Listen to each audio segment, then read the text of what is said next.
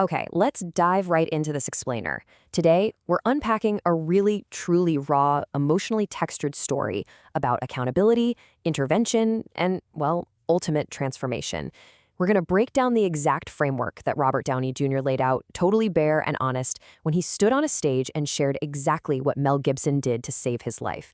This isn't just your standard Hollywood comeback story. It's literally a masterclass in how one human being can pull another out of the absolute darkest depths just by offering a structured path back to the light. The emotional stakes here are just monumental. The quote says it all. Sometimes all it takes is for someone to have unwavering belief in you.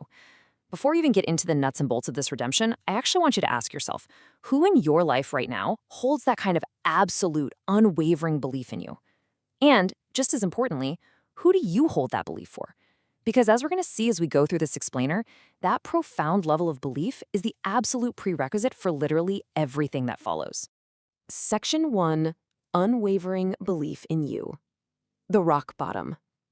To really grasp the magnitude of this intervention, we first have to acknowledge the dark, messy, and incredibly heavy psychological intensity of Robert Downey Jr.'s starting point before Mel Gibson stepped in. This definitely wasn't just some minor slump. And this brilliantly illustrates the sheer scale of his journey. It's staggering, honestly. At his absolute rock bottom, he explicitly said he couldn't get sober and he couldn't get hired. He was entirely unemployable, just completely trapped in his addiction. But then, look at the stark contrast of his ending state, a man of some humility whose life takes on new meaning. Bridging that vast, seemingly impossible chasm of despair, well, that required something far, far stronger than just mere sympathy. That bridge brings us to Section 2, Rooted in Forgiveness, Mel Gibson's framework.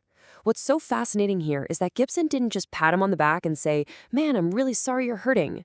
No, he gave him a highly structured, totally actionable roadmap to actually save his own life. Let's walk through these 3 crucial steps. Step 1, don't give up hope. That's the baseline, right? But step 2 is where it gets incredibly specific. Gibson urged him to find his faith, and he explicitly noted it didn't have to be Gibson's faith or anyone else's for that matter, but it had to meet one absolute non-negotiable criteria. It had to be rooted in forgiveness. Because without forgiveness, the whole foundation just crumbles. And finally, step 3, accept responsibility. You literally cannot move forward until you fully own the past. Moving right along to Section 3, practical support and survival, grounding the spiritual. You see, it's one thing to offer spiritual advice, but it's an entirely different thing to keep someone alive while they try to follow it. Gibson understood that you can't really work on your soul if you're starving on the street. He applied literal, physical lifelines, kind of like thick layers of paint holding a fragile, tearing canvas together.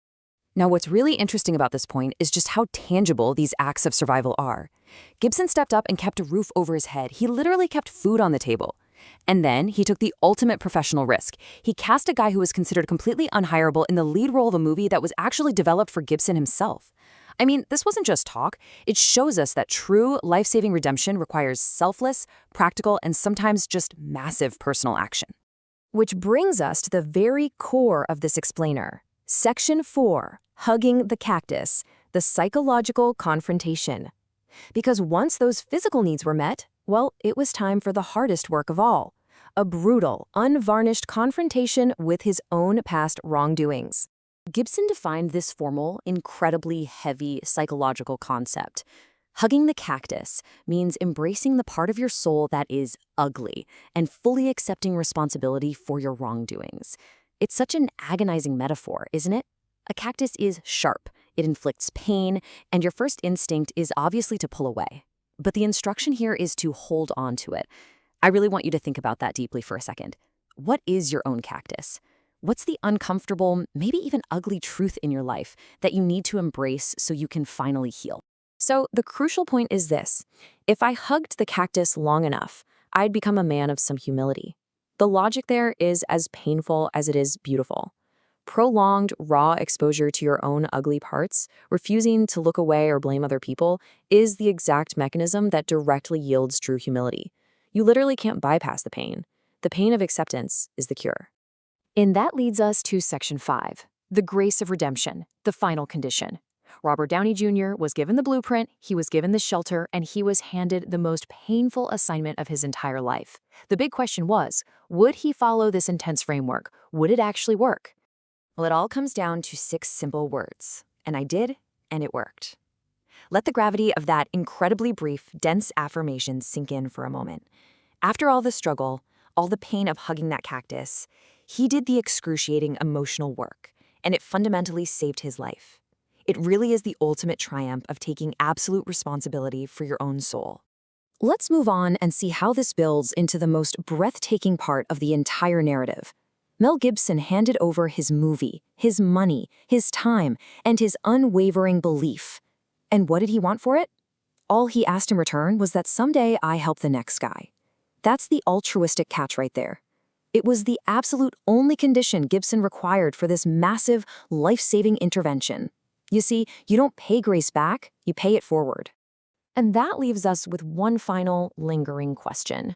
Who is the next guy you will help? If someone has believed in you, if someone has helped you survive your own personal rock bottom, your only obligation is to do the exact same thing for someone else.